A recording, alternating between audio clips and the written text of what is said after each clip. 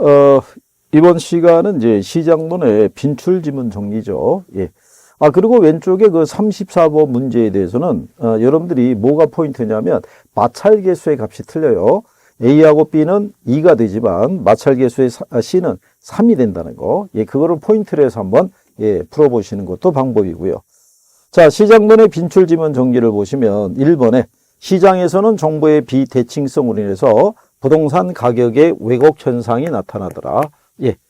자, 거기 보시면은 발생하지 않는다 그랬으니까 틀린 거죠. 예. 정보의 비대칭성으로 인해서도 가격의 왜곡 현상이라는 게 발생할 수도 있고요. 또 수급 조절이 곤란해서도 가격의 왜곡 현상이 발생할 수 있다는 것을 구별하시면 되겠고요. 그래서 2번에 보시면 시장은 수요와 공급의 조절이 쉽지 않아 장기적으로 가격의 왜곡이 발생한다 그러니까 틀렸겠죠. 장기가 아니라 단기적으로 가격의 왜곡 현상이 발생한다는 거. 자, 할당효율적 시장에서는 부동산 거래의 은밀성으로 인해서 가격의 과소평가 또는 과대평가 등 왜곡 가능성이 높아진다는 건 틀리죠. 할당효율적 시장에서는요, 자원 배분이 효율적으로 이루어지는 시장이에요. 그러니까 시장 참여자들에게 정보의 제공도 다 동질적으로 제공이 된다고 봐야겠죠. 그러니까 가격의 과소평가나 과대평가 등이 발생하지 않는다라고 보셔야겠죠. 그 다음에 4번에 보시면은 부동산은 고가품이기 때문에 자금의 조달과 깊은 관계가 있기 때문에 자본시장에서의 이자율 상승이 부동산 시장에 영향을 미치겠죠. 그 이자율이라는 것이 바로 거래 비용이라고 이렇게 생각하시면 되죠. 예. 자본시장에서 자금을 조달하게 되면 조달에 대한 대가로 이자율에 기초한 이자를 우리가 상환해야 되니까 그런 내용이 되겠죠. 예, 그래서 이제 이자율 상승이 공급이 증가하는 게 아니라 공급을 감소시키겠죠. 그리고 수요자의 구매력에도 부정적인 영향을 줘서 수요를 감소시키는 그런 영향이 될 것이다. 이렇게 보시면 되겠죠. 그 다음에 개별성의 특성은 부동산 상품의 표준화를 어렵게 할 뿐만 아니라 시장을 복잡하고 다양하게 만들어준다라고 이렇게 구성이 되겠죠. 그래서 이 표현은 맞는 표현이 되겠죠. 그래서 개별성으로 인해서 표준화를 어렵게 만들어주고요. 시장을 그만큼 물건마다 성격이 다 다르게 할 거 아니겠어요. 그래서 복잡하고 다양하게 만든다라는 거. 그래서 그렇게 구별하시면 되겠고. 그 다음에 6번에 보시면은 시장이 국지화되는 것은요. 그거는 부동성에 기인하는 것이죠. 그리고 외부 효과에서 시장의 실패가 발생할 수 있다는 거. 그거는 맞는 표현이죠. 그래서 부증성이 아니라 부동성이 된다는 거. 자, 중강성 효율적 시장은 공표된 정보는 물론이고 공표되지 않는 정보까지 반영이 된다 그러면 틀리죠. 그 시장은 강성 효율적 시장이 되겠죠. 그 다음에 약성에서는 현재 가치에 대한 과거의 역사적인 자료를 분석해서 얻을 수 있는 것은 정상 이윤만 얻을 수 있죠. 정상 이윤을 초과하는 이윤을 과거의 정보를 가지고는 얻을 수가 없죠. 이 중강성 효율적 시장은 과거의 추세적인 정보뿐만 아니라 현재 공표되는 정보가 지체 없이 가치에 반영되는 시장이라는 것은 맞죠. 하지만 현재 공표된 정보를 바탕으로 한 그러니까 현재 정보죠. 현재 정보를 기초로 우리가 분석하는 것을 기본적 분석이라고 그래요. 이거를 가지고는 정상 이윤만 얻을 수 있다. 이런 얘기죠. 그 다음에 이제 10번에 보면 부동산 시장은 여러 가지 불완전한 요소가 많기 때문에 할당 효율적이 될 수 있다면 틀리죠. 부동산 시장은 불완전 시장이지만 초과인을 획득하기 위해서 지불하는 기회비용과 초과인의 크기가 같으면 부동산 시장도 할당 효율적 시장이 될 수 있다. 이런 얘기고요.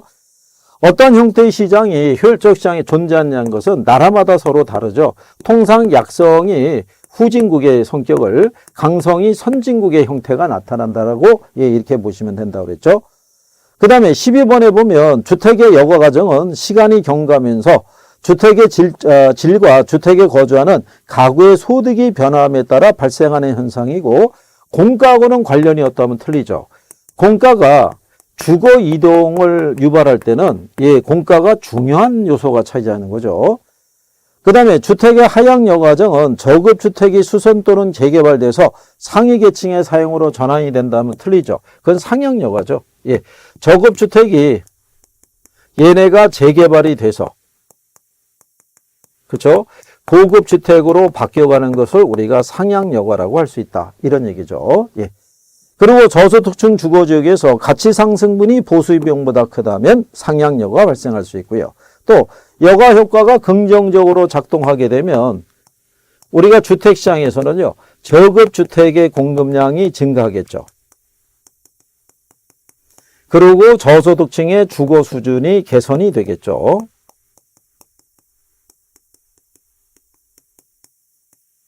예. 그래서 그렇게 수정해서 그 다음에 이제 15번에 보시면 고소득층 주거지하고 저소득층 주거지역이 인접해 있을 때, 예, 우리가 이제 이렇게 설명해 드렸지만 경계가 이렇게 있게 되면요. 경계하고 붙어 있는 여기 있는 이 저가주택은, 예, 이거 할증이 돼서 거래되고, 그죠? 이 경계에 붙어 있는 고가주택은 전체적으로 할인이 돼서 거래되는 거죠. 얘는 정의의 벽과 얘는 부의 벽과를 겪게 되니까 나타나는 현상이라고 말씀을 드린 거죠. 그러니까 여기 지문의 특징이 뭐냐면요. 자, 우리가 시험에서 맞는 거 골라라, 틀린 거 골라라 이렇게 나오는 거잖아요. 어차피. 예, 그럼 맞고 틀리고의 판단을 내가 읽으면서 뭐가 잘못되어 있다 이런 것들을 빨리빨리 판단할 수 있어야 된다는 얘기죠. 그러한 취지로, 예, 우리가 뒤에 이 지문의 구성을 또 해드린 거예요. 그러니까 자꾸 이걸 보면서 익숙하게끔, 그죠? 처음에는 이게 맞는 건가 틀린 건가 기본적으로 부정형이잖아요. 그죠? 예, 그러니까 이 안에 뭐가 잘못된 표현인지를 바로 캐치할 수 있어야 된다는 얘기죠. 그래서 예습이 중요하죠. 예습을 한번 하고 들어오면은 이건 이거야, 이거야 이렇게 해서 서로 연결이 되면은 집중력도 좋아지고 얼마나 좋겠어요. 그죠? 예, 그러니까 다음번에는 예습을 한번 할 수 있겠죠. 그 다음에 거기 보시면 16번에 주거분리 현상이라는 것은요. 이건 도시 전체적인 차원에서도 발생하고요. 그 다음에 근린지역 또는 인근지역이라고도 얘기를 해요. 여기에서도 역시 발생이 되는 것이 주거분리다. 예, 이것도 시험상에서 한 2번 나왔어요. 한 번은 틀린 답으로도 나온 적도 있고. 그러니까 구별은 해 두셔야 된다는 얘기죠. 예.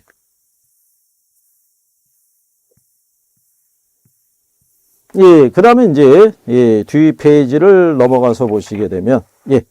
자, 주택시장에서 불량주택과 같은 저가주택이 생산하는 것은 시장의 실패가 아니죠. 불량주택이 발생하는 건 소득 문제라고 얘기를 했어요. 소득이 낮아서 발생하는 거니까 소득을 높여주면 문제가 해소가 될 수 있다. 그 다음에 18번에 보면 고전학파는 토지를 자본과 엄격하게 구별하지 않았으며 그랬으니까 틀린 거예요. 고전학파는 자연물인 토지하고요. 우리 인간에서 만들어진 자본하고는 엄격하게 구별을 했다라고 봐야겠죠. 예. 그리고 이제 토지의 자연적 특성을 강조해서 지대를 불로소득으로 간주한 것들이 고전학파란 얘기죠. 예.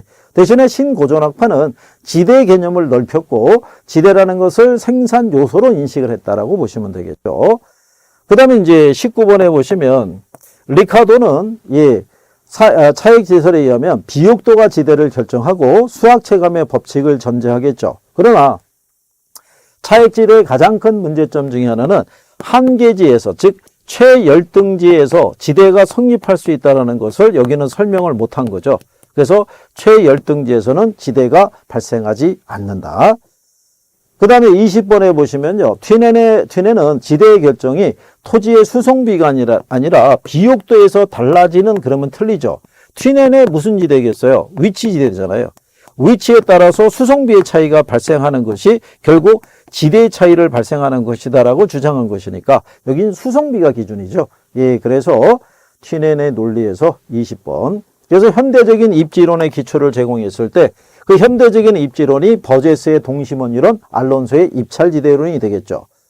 그 다음에 21번에 보시게 되면 마르크스는 지대는 토지의 사유화로 인해서 발생하는데 토지를 소유하고 있다는 독점적 지위 때문에 발생하는 수입이기 때문에 위치나 비옥도에 관계없이 무조건 지대는 성립한다. 그 당연히 최열등지에서도 지대를 요구할 수 있죠. 그래서 지대가 성립한다라는 그런 내용이죠. 예. 자, 그래서 이제 그런 내용이고요. 22번의 입찰지대라는 것은 단위 면적의 토지에 대해서 토지 용자가 지불하고자 하는 최소 금액이라면 틀리죠. 토지 사용자가 지불하고자 하고 있는 최대 지불용이 얘기되겠죠. 그래서 22번이 잘못된 거고요. 그 다음에 준지대 하면은 기본적인 특징이 뭐예요? 얘는 단기에만 성립하는 것이지, 그죠? 장기에는 얘는 소멸되는 거예요. 그죠? 예. 근데 영구적, 장기에는 소멸되는 성격을 갖고 있는데 영구적인 지대의 성격이다 그러면 당연히 틀리겠죠. 그리고 버제스의 동심원 이론에 의하면 점유지대는 고소득층 주거지역보다 도심에 가깝게 위치하겠죠. 예, 그러면서 중심지에서 멀어질수록, 그죠? 도시 문제가 줄어든다고 그랬죠. 가까워질수록이 아니라. 예, 그래서 잘못된 거고요. 25번의 호이트의 선형 이론에 따르면 도시공간 구조가 교통망을 따라 확장돼서 부채꼴 모양으로 성장을 하고요. 교통 측의 접근성이 지가에 영향을 주고 주택 지불 능력이 높을수록, 낮을수록이 아니라 높을수록이라는 얘기죠. 예, 주택 가격에 대한 지불 능력이 높을수록, 그죠? 접근성이 양호한 지역의 주거를 결정을 할 수 있겠죠. 예. 그래서 이제 그런 내용이고요. 예. 그 다음에 이제 뒤로 가시면은 해리스하고 울만의 다핵심 이론에 따르면 여러 개의 전문화된 중심으로 이루어지고요. 다핵심 이론에서는 지대를 지불하는 능력의 차이와 유사한 활동이 분리되는 것이 아니라 유사 업종 간에는 집중 지향성이 나와야겠죠. 예. 그러니까 여기 이론에 대한 전반적인 것들이 정리가 돼 있었을 때 맞고 틀리고의 판단이 좀 더 빨라질 수 있죠. 이 공업입지론에서 배부의 최소비용 이론은 최소비용으로 제품을 생산할 수 있는 곳을 기업의 최적 입지점으로 봤을 때 기업의 입지 요인으로 수송비, 인건비, 직접이익을 제시하였고요. 기업은 수송비, 인건비, 직접이익의 순으로 각 요인이 최소가 된다면 틀리죠. 자, 전체적으로 비용이 최소가 되는 지점이 최적 공장 입지다. 이렇게 얘기하는 경우죠. 크리스탈러의 중심지론은 재화의 도달거리와 최소 요구치의 관계를 설명하는 것이죠. 자, 그랬을 때 중심지로부터 어느 기능에 대한 수요가 0이 1이 되는 지점이라면 틀리고요. 0이 되는 지점이죠. 0이 되는 지점은 거기까지 도달하면 더 이상 수요가 발생하지 않는 지점을 나타내더라라고 얘기하는 거죠. 예, 그래서 그게 잘못되어 있다. 그래서 재화의 도달거리에 관한 것을 설명하고 있고요. 그 다음에 레일리의 소멸력 법칙에 의하면 X도시가 Y도시보다 크다면 상권의 경계는 Y도시 쪽에 더 가깝게 결정이 될 것이다 라고 얘기를 하고요. 두 도시의 영향의 크기는 두 도시의 크기에 반비례하는 게 아니라 비례해서, 그죠? 레일리의 소멸력 법칙에 의하면 고객을 끌어당기는 유인력은 도시의 크기, 인구의 크기에 비례하고요. 거리의 제곱에 반비례한다는 얘기죠. 그죠? 예. 그래서 그렇게 정리하시면 되겠고요. 그 다음에 이제 30번에 보시면 레일리의 상권 분석 모형에 따르면 허비자가 특정 점포를 이용할 확률은 경쟁 점포의 수, 거리, 면적에서 결정이 된다라고 돼 있어요. 그거는 레일리가 아니라 허프 모형이죠. 예. 그래서 이런 시장론에 대한 전반적인 지문이 있을 때, 예, 이게 내가 이제 다 알고 있는 것이다 라고 판단이 될 때까지 한 번 정도 이렇게 돌려서도 보는 것도 방법이다 이런 얘기죠. 예.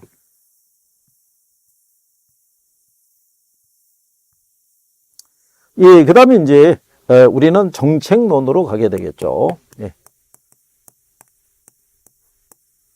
정책론은 평균적으로 한 4문항 정도 인용이 되는데 최근에 3년 사이에 정책론에서 출제됐던 난이도는 그다지 어렵지 않게, 예.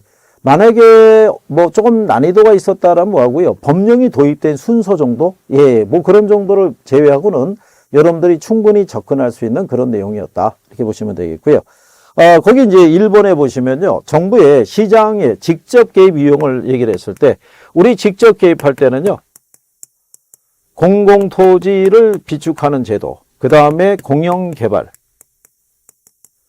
그 다음에 공공투자사업, 그 다음에 공공임대주택. 이거 배운 거 기억하시나요? 기본적으로 그래서 공이 들어가야 된다라고 얘기를 했고요.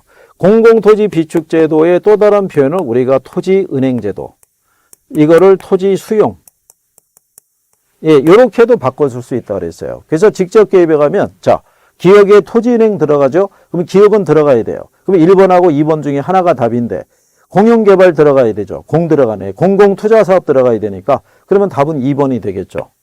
그리고 항상 알아두실 거는 박스의 지문은 6개인데 지문을 살펴봤더니 3개씩만 나와 있잖아요. 그러니까 직접 개입에 해당하는 게 3개만 있다는 거예요. 더 찾을 필요가 없다는 얘기죠. 그러니까 이런 거를 우리가 알고 있으면 답 찾는 속도가 빨라지잖아요. 그죠? 예, 그래서 직접 개입 이용과 간접 개입 이용 정보는 구별이 가능하셔야 되는 거죠.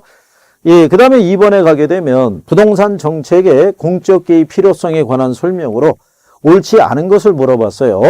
정부가 시장에 개입하는 논리에서는 부의 외부 효과의 방지와 공공재를 우리가 공급하는 데 있겠죠. 예, 맞는 표현이고요. 부동산 시장은 불안전한 정보 공급의 비탄력성으로 인한 수요 공급의 시차로 인해서 시장이 실패라는 것이 발생할 수 있죠. 그 다음에 정부는 토지를 경제적 효율적으로 이용하고요. 공공복리의 증진을 도모하기 위해서 용도지역제를 활용하고 있는데 용도지역제를 통해서 부의 외부 효과를 방지하는 데도 쓸 수가 있죠. 예, 그 다음에 5번에 봤더니 공공재를 시장에 맡겨둘 때 경합성과 배제성으로 인해서 무임승차 현상이 발생하니까 틀린 거죠. 우리가 공공재를 얘기하면요. 항상 비경합성과 비배제성이라는 뭐가 들어가야 되냐면 B가 들어가야 되죠. B가. 예, B가 빠지면 틀리다. 이런 얘기가 되겠어요. 예, 그래서 그렇게 여러분들이 구별하시면 되겠고요. 자, 그 다음에 이제 3번에 보시게 되면, 예, 정부의 시장 개입을 봤을 때요. 시장 실패를 보완하고 자원 배분의 효율성을 높이기 위해서 개입하고요. 소득 재분배나 주거복지의 증진 등 사회적 목표를 달성하기 위해서도 개입할 수 있어요. 그리고 공공재 같은 경우는 항상 무슨 생산에 문제가 있다? 과소 생산에 문제가 있어요. 근데 외부 효과가 주어져 있을 때 정의 외부 효과도 시장 기구를 통해서는 과소 생산. 근데 부의 외부 효과는 과대 생산에 문제가 있는 거죠. 예. 이런 거를 해소하기 위해서 정부가 개입하게 되더라. 이런 얘기죠. 근데 여기서 틀린 거는 5번인데요. 중산층 이상의 주택 수요에 부응하기 위해서 최저 주거 기준을 설정해서 운용할 수 있다고 그랬는데 그게 중산층이 아니라요. 저소득층이죠. 무주택 서민. 그죠? 예. 그러니까 주로 주택 소유 계층이라고 보시면 되겠죠. 예. 이 사람들도 일정한 양만큼의 주거 서비스는 소비를 시켜줘야 되니까. 예. 그래서 정부가 개입한다. 그 다음에 이제 문제 4번에 보시면요. 이게 법령이 도입되는 순서를 물어보고 있죠. 예. 근데 여기를 보면은 자산유동화제도, 공인중개사제도, 실명제, 그 다음에 부동산 거래신고제 이렇게 되어 있는데 실상은 중개사 시험이니까 공인중개사가 제일 빨리 도입되는 거를 기준으로 얘기했죠. 그러니까 닐이 제일 처음에 나온 건 2번하고 3번밖에 없어요. 그죠? 예. 그리고 그 다음에 들어오는 게 부동산 실명제가 95년도에 들어왔고요. 자산 유동화에 관한 법률이 1998년 IMF가 터진 직후에 들어온 거라고요. 그죠? 그래서 이 문제의 답은 3번이 된다라는 거. 예. 예, 그래서 이제 그런 내용인데요. 예, 부동산 거래 신고제라고 돼 있죠. 예, 거래 신고제라는 것이 2005년 이후에 등장한 거죠. 예, 그래서 그 거래 신고제에 대한 것도 예, 하나는 계속하면 활용은 할 수 있을 거예요. 그다음에 이제 여러분들이 뒤에 나와 있는 기출 문제가 쭉 언급이 되어 있는데 이게 이제 가장 어떻게 보면 맞추라고 주는 문제일 수도 있어요. 그죠? 5번에 보면 다음에 법령을 기준으로 현재 우리나라에서 시행되고 있는 제도를 모두 고르라고 그랬어요. 근데 우리가 토지 공개념에 관한 법안 중에 보게 되면요. 우리가 이 택지 소유 상한제, 그 다음에 토지 초과 이득세, 이거는 다 폐지됐다는 얘기죠. 그쵸? 이걸 얘네들을 기억을 해보세요. 얘네들 기억하시면은 박스에 택지 소유 상한제하고 토지 초과 이득세제는 없어졌단 말이에요. 현재 시행이 안 되고 있죠. 니은하고 리을이 들어가는 애들을 다 배제시키면 답은 1번밖에 없어요. 개발행위 허가제하고 용도지역제. 그러니까 아주 답을 쉽게 준 케이스라고 할 수가 있죠. 그래서 답이 1번이 되는 거죠. 예. 근데 이게 뭐 한 번만 활용하는 게 아니라요. 계속 활용을 해요. 6번에 가면 현재 우리나라에서 시행되고 있는 정책 수단이 아닌 거를 물어봤을 때, 그죠? 우리가 이제 저기 얘기했던 택지 소유 상한제하고요, 토지 초과 이득세제하고 개발권 양도제도는 아직 우리나라에 도입이 안 됐던 거예요. 도입조차도. 그래서 답이 4번의 개발권 양도제도. 예. 그 다음에 7번에 가면 부동산 정책 중에서 금융규제에 해당하는 걸 고르라고 그랬어요. 금융규제에 들어가면은 담보인정 비율 있죠. 이하고 총부채 상환 비율 있잖아요. 대표적인 게.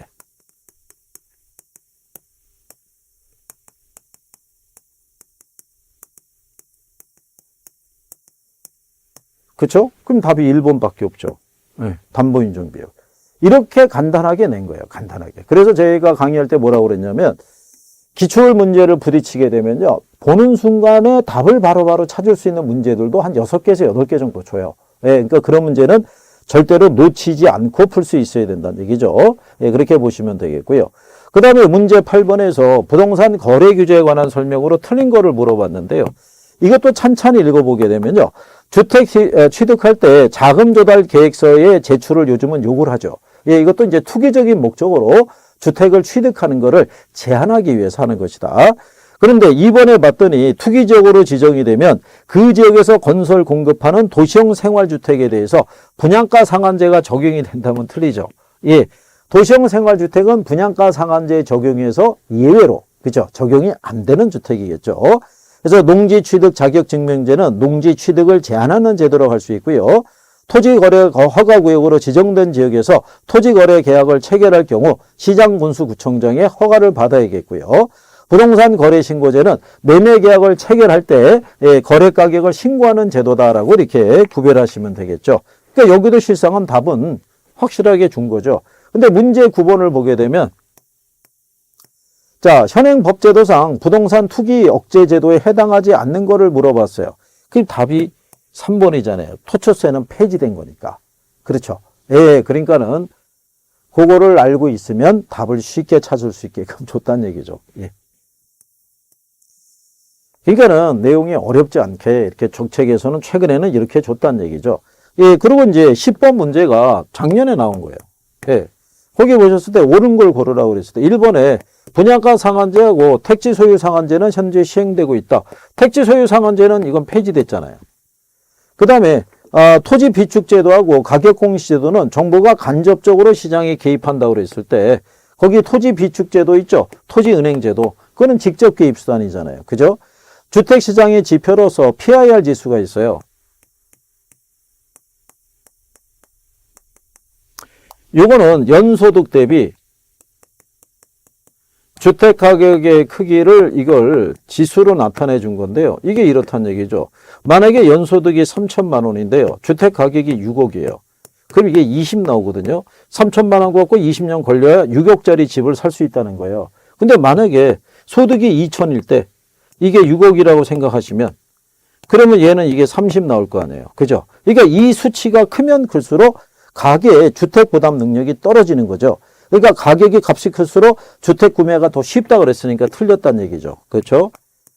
그리고 부동산 실명제의 근거 법률이 부동산 등기법이다라고 하면 틀리죠. 그렇죠? 예, 그래서 이거는 부동산 실권리자의 등기에 관한 법률을 제정해서 우리가 운영하고 있다. 그래서 답은 3번이에요. 법령상 개발부담금 제도가 재건축 부담금 제보다 먼저 도입이 됐다라고 보시면 되겠죠. 그래서 개발부담금 제도는요, 토지 공개념 있죠. 예, 거기에 관련 법안할 때 만들어진 거고요. 재건축 부담금 제도는 나중에 참여정부 시절 때 도입이 된 거니까. 그래서 10번의 답은 옳은 것은 3번이 되겠죠. 3번. 예. 자, 그래서 이제 이렇게 구별을 하시면 되겠고요.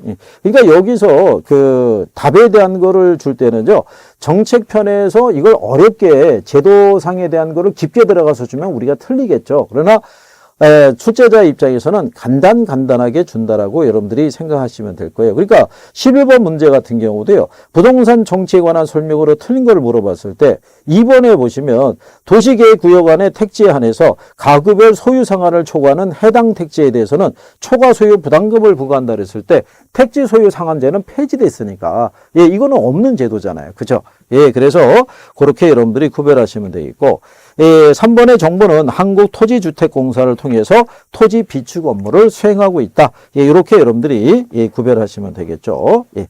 자, 그래서 이제 그런 내용을 우리가 구별할 수 있고요. 자, 우리가 12번 문제에서는요, 몇 가지 이제 우리가 활용해야 될 지문이 있는데 첫 번째 가격 공시제도가 나와 있어요. 우리가 간평에서 가격 공시도 배웠었죠. 예, 근데 거기 봤더니 부동산 가격 공시에 관한 법령상 시장군수구청장이 공동주택 가격을 공시하기 위해서, 근데 우리가 그때 이랬잖아요. 개에 들어가는 것만 시다. 즉 개별 공시가 개별 주택 가격만 시장군수구청장이고 나머지는 다 국토교통부 장관, 국장이 하는 것이라고 설명을 했던 거죠. 그래서 이제 그렇게 여러분들이 구별하는 거고요. 2번에 토지 선매가 나오죠. 이거 틀렸다는 얘기죠. 자, 토지 선매라는 것은 국토의 계획 및 이용에 관한 법령상 시장군수구청장이 토지거래계약 허가를 받아 취득한 토지를 그 이용 목적대로 이용하고 있지 않은 토지에 대해서는 선매자에게 협의 매수할 수 있도록 한 거예요. 강제 수용이 아니라. 예. 그래서 요것도 표현상에서 쓰니까 기억은 해달라 이런 얘기죠. 답은 이제 3번에 부동산 거래 신고는요. 부동산 거래 신고에 관한 법률에 따라 매매 계약을 체결을 한 날부터 30일 이내에 신고하는 제도다라고 이렇게 보시면 되겠죠. 그리고 5번에 나와 있는 장기 일반 민간 임대주택은요. 4년이 아니라 10년. 예. 그래서 12번에 예. 그래서 우리가 답에 대한 거는 예. 3번이 답이 되더라. 예.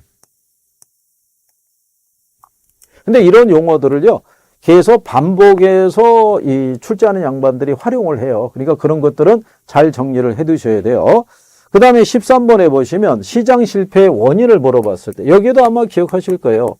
시장 실패의 원인이 불완전 경쟁 시장에 의해서 규모의 경제에 따르는 비용 체감 산업 등에 의해서, 그 다음에 정보의 비대칭성에 의해서, 그 다음에 공공재, 그 다음에 외부 효과 이렇게 돼 있다고 그랬을 때, 그래서 공공재하고 외부 효과는 단독적인 문제로 나올 수 있고 얘들이 나오는 건 제목 정도 수준만 나온다고 그랬어요.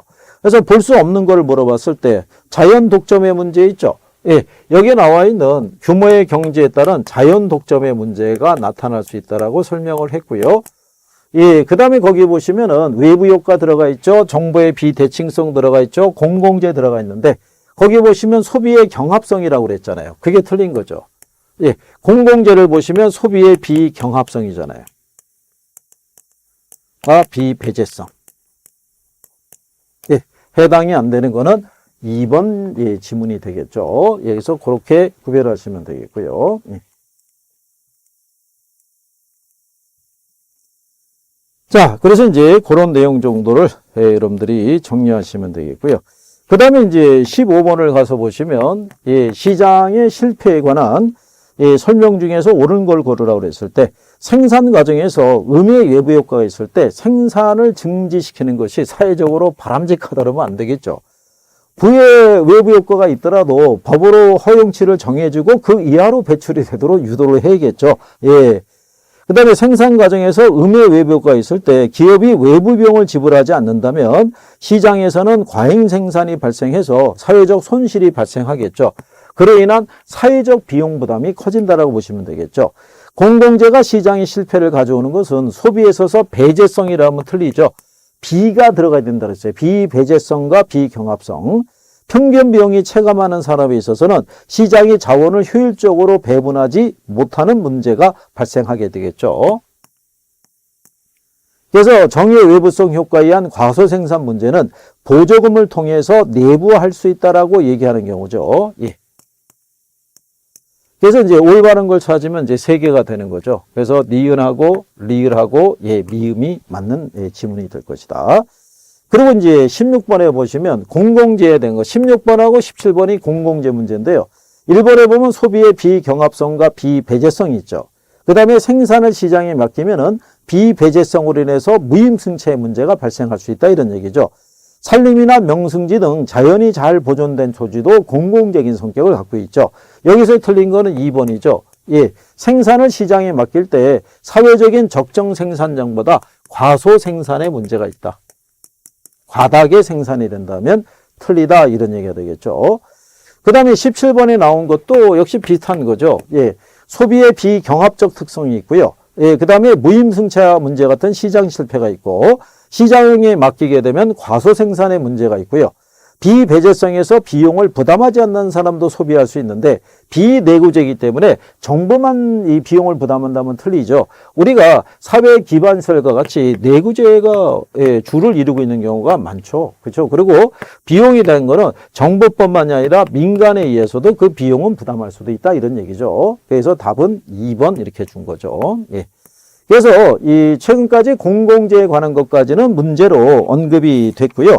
외부 효과 문제가 나온 지가 조금은 됐어요. 예, 그래서 거기 18번에 보시면 외부 효과에 관한 설명이다. 올바른 것을 물어봤을 때 외부 효과는 생산 과정뿐만 아니라 소비 과정에서도 발생하죠. 정외부 효과는 비용을 지불하지 않는 사람도 이익을 누릴 수가 있어요. 부외부 효과가 발생하는 재화는 사적 비용을 기준으로 생산하기 때문에 사회적 적정 생산량보다 적게 생산한다면 틀리죠. 예, 그래서 과다 생산에 문제가 발생할 수 있다 이런 얘기죠.